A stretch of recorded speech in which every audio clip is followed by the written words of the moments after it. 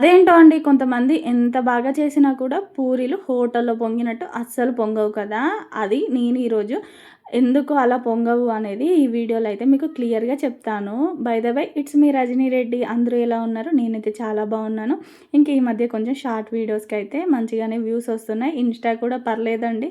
4 AM series start చేశాక మంచిగానే వస్తున్నాయి. ఇంకా ముందే లేచి ఫ్రెష్ అప్ అయ్యి ఆ తర్వాత ఇన్‌స్టా కోసం అయితే ఒక షార్ట్ వీడియో, అలాగే యూట్యూబ్‌లో అప్‌లోడ్ చేయడానికి లాంగ్ వీడియో అయితే ఇక్కడ షూట్ చేసుకుంటున్నాను. ఈ 2 వీడియోలు షూట్ చేయడం ఎంత కష్టంగా ఉందో, ఇంకా 2 ఛానల్స్ ఇంపార్టెంటే కదండీ! ముఖ్యంగా అయితే యూట్యూబే అని చెప్తాను.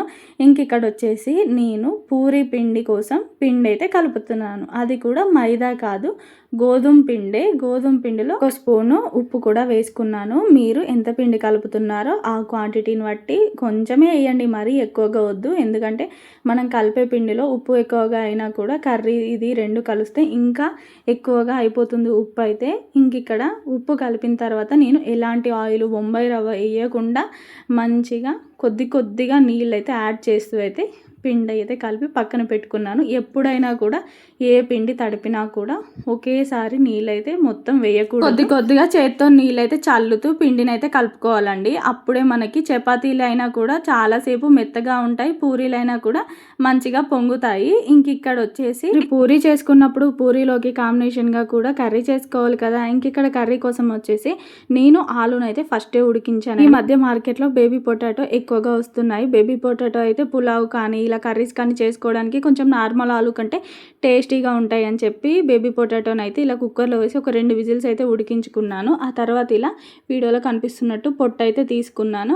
తర్వాత వీటికి ఆలు కుర్మా చేయడానికి అయితే నేను ఎలాంటి పిండి కూడా వేయను, చాలా సింపుల్గా చేస్తాను. అయినా కూడా టేస్ట్ అయితే చాలా బాగుంటుంది. చాలామంది శనగపిండి వేస్తారు కదా, శనగపిండి అంత హెల్దీ కాదు, మళ్ళీ అందరికీ గ్యాస్ ప్రాబ్లమ్స్ వస్తాయి, అందరికీ సెట్ కాదు కదా.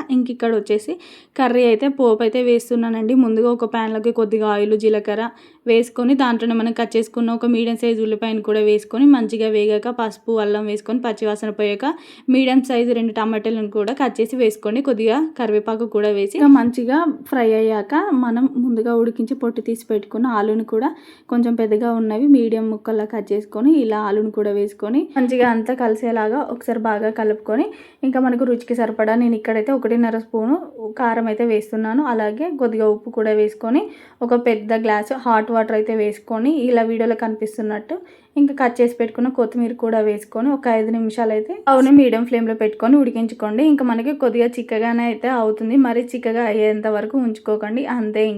ఇక్కడ పూరీల కోసం అయితే నేను ఫస్టే పూరీ ముద్దలు అయితే రెడీ చేసి పక్కకు పెట్టుకున్నాను. ఇక్కడ వీడియోలో కనిపిస్తున్నట్టు పూరీలు అయితే నేను ఇక్కడ చాపింగ్ బోర్డ్ పైన చేస్తున్నాను, పూరీ పీట అయితే లేదండి.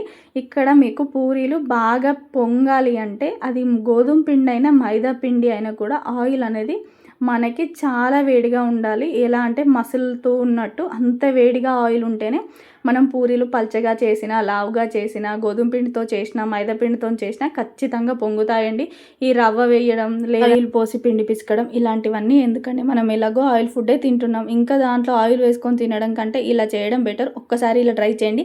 మీరు ఏ పిండి కలిపినా, మీరు ఎలాంటి సైజులో చేసినా, పల్చగా చేసినా, మందంగా చేసినా ఆయిల్ అనేది బాగా హీట్ అయినప్పుడే పూరీలు కాల్చండి. మళ్ళీ ఒక పూరి పొంగాక మళ్ళీ వెంటనే ఇంకో పూరి వేయకండి. కొంచెం నూనె వేడయ్యేదాకా ఆగి ఆ తర్వాత మంచిగా నూనె వేడయ్యాకనే మళ్ళీ రెండో పూరి వేయండి. అలా గ్యాప్ ఇస్తూ చేస్తేనే మనకు పూరీలు పొంగుతాయి. మా ఆయన ఆ మధ్య ఒక రీల్ పంపించాడండి, పూరీలు కాల్చేటప్పుడు ఎక్కువగా ఆయిల్ పీల్చొద్దంటే దాంట్లో ఉప్పు వేసుకొని కాల్స్తే ఆయిల్లో పూరీలు ఎక్కువగా ఆయిల్ పీల్చవని. అది అలా చేస్తే నాకైతే పూరీలన్నీ ఉప్పిసం అయిపోయాయి. అలాంటి టిప్స్ అయితే ఎవరు ట్రై చేయకండి, ఇలా ఒకసారి ట్రై చేసి చూడండి. మరి మీకు ఈ వీడియో ఎలా అనిపించింది ఏంటో వెళ్ళే ముందు నాకు కామెంట్ చేయండి, సబ్స్క్రైబ్ చేసుకోండి. వీడియోలు ఇలాంటివి పెట్టాలా వద్దా అనేది కూడా చెప్పండి.